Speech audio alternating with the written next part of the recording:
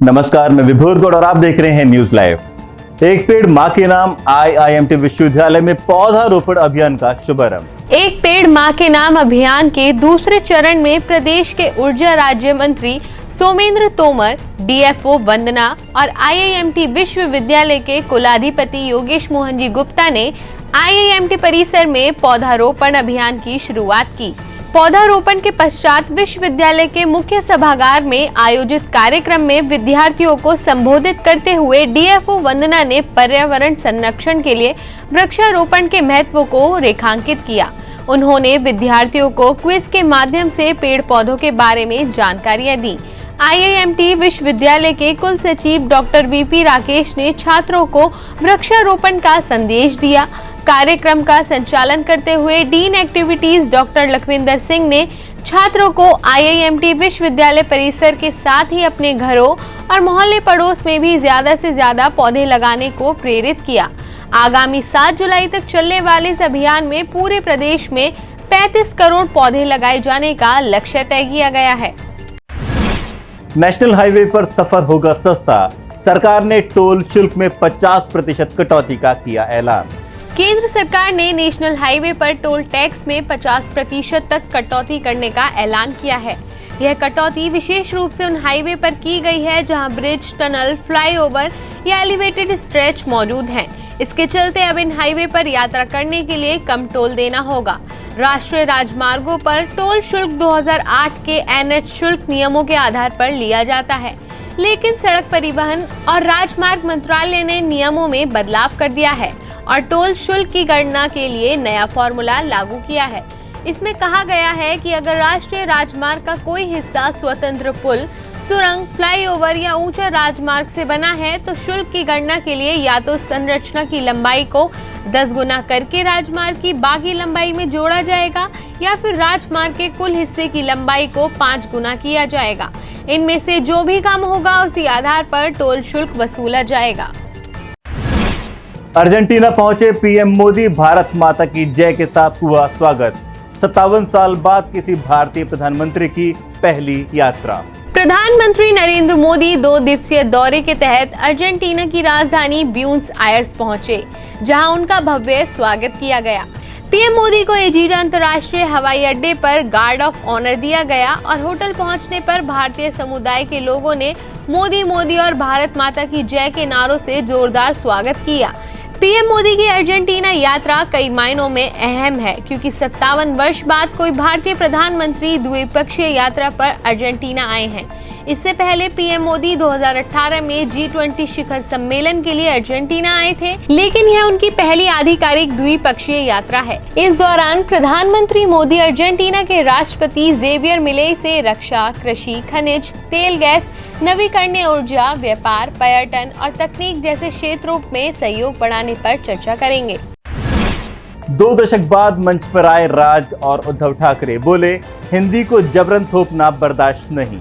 महाराष्ट्र की राजनीति में आज एक ऐतिहासिक पल उस समय दर्ज हुआ जब करीब 2 दशक बाद मुंबई के वर्ली डोम में आयोजित विजय रैली में राज ठाकरे और उद्धव ठाकरे एक मंच पर नजर आए। इस दौरान ठाकरे बंधुओं ने केंद्र और महाराष्ट्र सरकार पर जमकर हमला बोला और कहा कि हिंदी को जबरन थोपना कतई बर्दाश्त नहीं किया जाएगा। राज ठाकरे ने कहा कि हमारे लिए सिर्फ महाराष्ट्र और मराठी एजेंडा है, कोई राजनीतिक एजेंडा नहीं है। राज ठाकरे बोले, जो बाला साहेब ठाकरे नहीं कर पाए, जो और कोई नहीं कर पाया, वो देवेंद्र फडणवीस ने कर दिखाया, हमें एक कर दिया। वहीं उद्धव ठाकरे ने कहा कि हमें हिंदू और हिंदुस्तान तो मंजूर है, लेकिन हिंदी नहीं, हिंदी थोपना बर्दाश्त नहीं किया जाएगा। उद्धव ने कहा कि आपकी 7 पीढ़ियां खत्म हो जाएंगी, लेकिन हम ऐसा नहीं होने देंगे। दूसरी ओर इस रैली में कांग्रेस और NCP शामिल नहीं हुई। कहा गया कि मराठी एकता के लिए सब दल एक साथ आ सकते हैं। जम्मू के रामबन में आपस में भिड़ी 5 बसें, अमरनाथ जा रहे 36 श्रद्धालु घायल। जम्मू के रामबन में 5 बसों की आपस में हुई टक्कर से अमरनाथ जा रहे 36 तीर्थ यात्री घायल हो गए। ये बसें जम्मू के भगवती नगर से दक्षिण कश्मीर के पहलगाम बेस कैंप के लिए जा रहे काफिले का हिस्सा थी। यह हादसा जम्मू श्रीनगर राष्ट्रीय राजमार्ग पर चंद्रकूट के पास हुआ। बताया जाता है कि ये दुर्घटना एक बस के ब्रेक फेल होने के कारण हुई है। रामबन के डिप्टी कमिश्नर मोहम्मद अलियास खान के अनुसार चंद्रकोट लंगर स्थल के पास एक बस का ब्रेक नहीं लग सका, जिसके बाद ये बस 4 बसों से टकरा गई। इस हादसे में 36 तीर्थ यात्रियों को मामूली चोटें आई हैं। सभी घायलों को अस्पताल में इलाज किया गया और तीर्थ यात्रियों के लिए वैकल्पिक वाहनों की व्यवस्था की गई।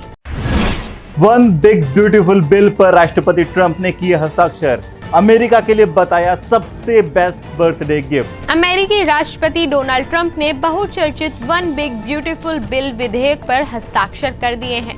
अमेरिकी स्वतंत्रता दिवस पर व्हाइट हाउस में आयोजित कार्यक्रम में इस दौरान बड़ी संख्या में रिपब्लिकन नेता मौजूद रहे। राष्ट्रपति ट्रंप ने इस विधेयक को अपने प्रमुख चुनावी वादों को पूरा करने वाला बताया, जिसमें व्यापक टैक्स कटौती, मिलिट्री और इमिग्रेशन प्रवर्तन खर्च में महत्वपूर्ण बढ़ोतरी और मेडिकेड में भारी कटौती शामिल है। राष्ट्रपति ट्रंप ने इस बिल को अमेरिका के लिए सबसे बेस्ट बर्थडे गिफ्ट कहा। इस बिल को राष्ट्रपति ट्रंप के दूसरे कार्यकाल की सबसे बड़ी राजनीतिक जीत के रूप में देखा जा रहा है। इस विधेयक में लगभग 4.5 ट्रिलियन डॉलर की कर कटौती शामिल है। वहीं बिल में मेडिकेड कटौती जैसे प्रावधानों को डेमोक्रेट और कुछ रिपब्लिकन सदस्यों ने आलोचना की है।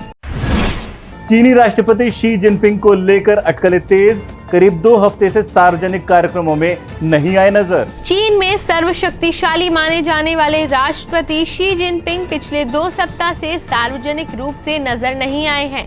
इसको लेकर चीन में सत्ता परिवर्तन की अटकलें तेज हो गई हैं। ऐसे में माना जा रहा है कि अगर शी जिनपिंग सत्ता से बाहर होते हैं तो उनकी जगह जनरल झांग यूक्सिया ले सकते हैं। जनरल झांग चीन के शक्तिशाली सेंट्रल मिलिट्री कमीशन में पहले उपाध्यक्ष हैं। इसके साथ ही शी जिनपिंग के उत्तराधिकारी के रूप में प्रधानमंत्री ली कियांग का नाम भी लिया जा रहा है। ली कियांग स्टेट काउंसिल के प्रमुख के रूप में चीन की अर्थव्यवस्था देखते हैं, जिससे वे सरकार में दूसरी सबसे शक्तिशाली व्यक्ति बन गए हैं। इसके अलावा वांग हुनिंग का नाम भी रेस में शामिल बताया जाता है। वांग हुनिंग चीनी पीपल्स पॉलिटिकल कंसल्टेटिव कॉन्फ्रेंस के अध्यक्ष हैं और पार्टी के मुख्य सिद्धांतकार माने जाते हैं। उन्होंने 3 राष्ट्रपतियों के कार्यकाल में काम किया है। आज के लिए बस इतना ही। कल फिर मिलेंगे देश और दुनिया के नए समाचारों के साथ। तब तक के लिए देखते रहिए और सब्सक्राइब कीजिए IIMT मीडिया।